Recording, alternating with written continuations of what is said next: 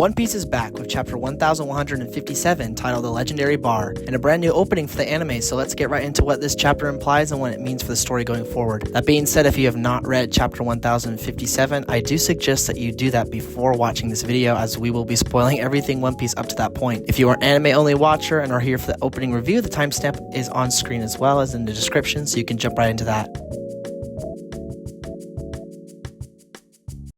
If this entire video sounds a little shaky and weird, it's probably because I recorded the entire thing through a voice memo on my phone.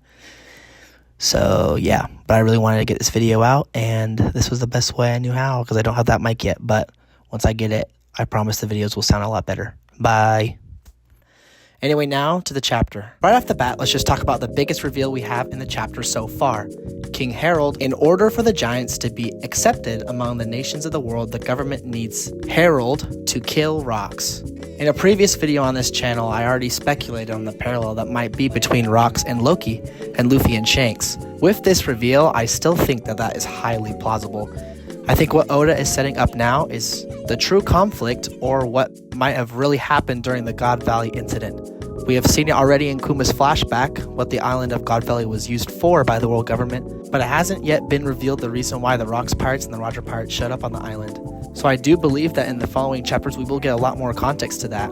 I think that maybe King Herald was present on the island of God Valley during the incident, or it could just definitely be a completely different incident that could be totally new, because that's what Oda's been doing a lot recently with this Loki turned King Herald turned Rocks flashback. We know that in the current time period, Loki is not a fan of his father. In the flashback, we have seen the reasons why have to relate to Rocks. Loki wants his father to be tougher. He wants him to join the Rocks Pirates. In chapter 1157, we see once again Rocks trying to recruit Herald to join up with his crew right after he roasts him on his new haircut. Loki is always present at these conversations that Rocks has with his father, and he is always displeased with how the conversation ends. Herald never joins Rocks, and he always says no to his offer, to prove further to the government that the giants want in at the table. So the Elder Planets wanting him to prove loyalty by killing Rocks will prove to be a massive test of his resolve and how much he really wants in on that world government table. We already know that Herald will take up the world government on this deal, and I think that will make Loki even more upset with his father.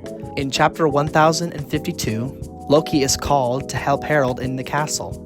Loki says that Herald and the government were the ones to kill Rocks. He also mentioned how Herald had sold his soul to the government. It makes me immediately speculate the sort of possession that Gunko is under right now in current times, because the most recent scene of Herald shown later on during Loki's part of the flashback, he is shown in a black silhouette and the guards are the ones fighting him. Loki is probably the one that will end up finishing the job later and killing his father, we know that, but he might not fully be himself when he and Loki have this confrontation. The world government's powers seem to be stemming from demonic rituals with pentagrams and possessions. In mythology, the devil is always someone who has no power unless the power is being given to him. The only way a demon or devil can take power over you is if you let it. You have to be the first to pay the price.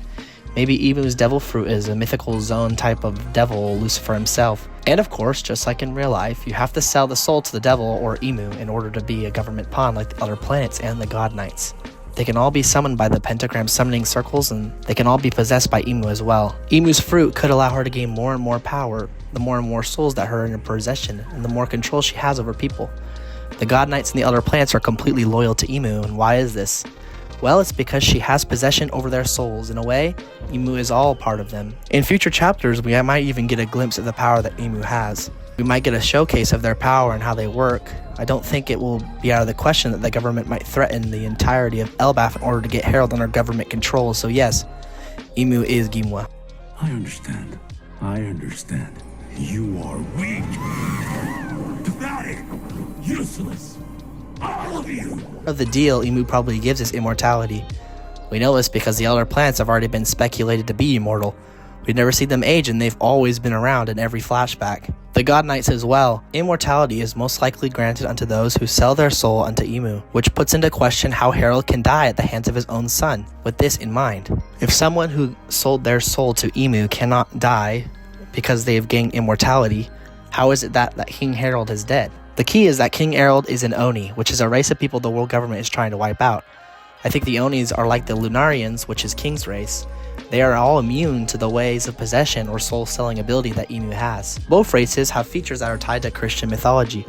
Onis have horns like devils, while Lunarians have angel wings and live in the sky. Oda is probably hinting at this revelation between these races and Imu's power through these angel/devil traits. This could be just my own speculation, but hey, that's why you clicked on the video, right? Oda could also be hinting at what sort of power the moon god might have.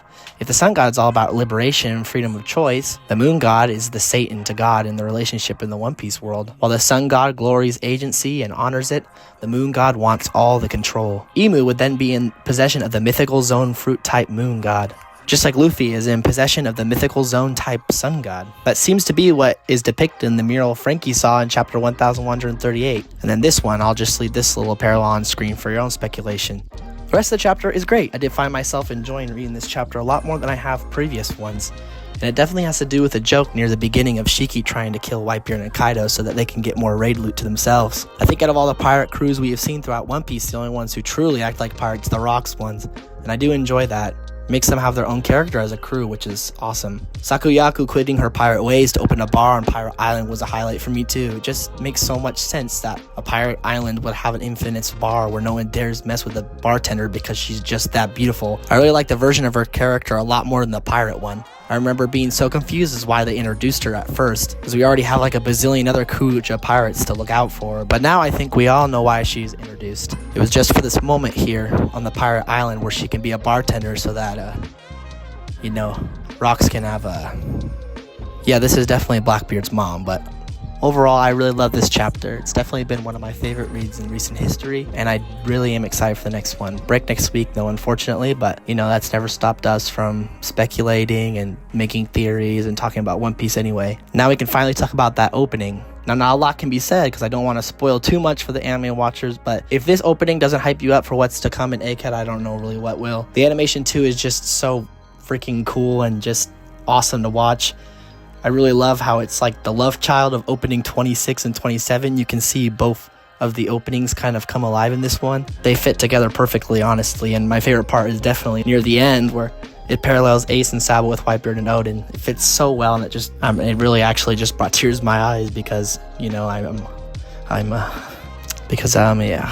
very emotionally attached to this series. We have seen this done multiple times too, especially in the anime, and it gets me every freaking time. Oda and Toya have actually been doing a lot of parallels. What comes to mind is the one last chapter that we got with Zoro and Silver Dre Lee, and then Sanji and Scopper Gaban with Luffy and Roger as well in the middle. I love seeing the old generation and the new generation coming together in color spreads and openings and intros and stuff like that. And of course, that one clip from episode 1015 comes to mind with Yamato and Ace. Wow, that's the best. That's the best. Peak One Piece right there. The song used in the opening is Carmine by Elle Garden. I'm already in love with it, and I don't understand Japanese at all, but whenever a new opening is released, I always like to look at the lyrics and see how it relates to the story at the time. And the English translation from Google, so hopefully that's close to being correct, who knows, but it has one line that just matched perfectly for the themes of Egghead. And during the bridge right before the curse, it says, "Let's get over the false lies," which is just perfect for Vegapunk and his goals, as well as just all the Straw Hats in general. Let's all get over those false lies, people. We need to always search for the real truth in everything, and I love that theming that is constantly in One Piece. It's awesome. If you guys want a full breakdown of the opening, or maybe just a more in-depth video on it, then let me know in the comments down below. That would be very great. That'll be all for the video today. Thank you so much for watching.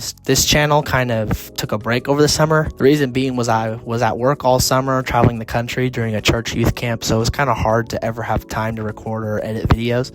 But we are back now, and we will be back for a while, so stay tuned for more videos on the channel soon. Along with this, let us know if you want to see more on this channel, more meaning things that aren't really One Piece related. I've been having an idea for a Resident Evil video, so if that's something you would be interested in, then let us know, and that would be amazing. Other than that, here's the comment from the last video from Cole the Man 1128 saying, "Please feature me in the next episode." It sounds incredibly desperate, but it worked, so welcome, Cole the Man 1128. You have been featured.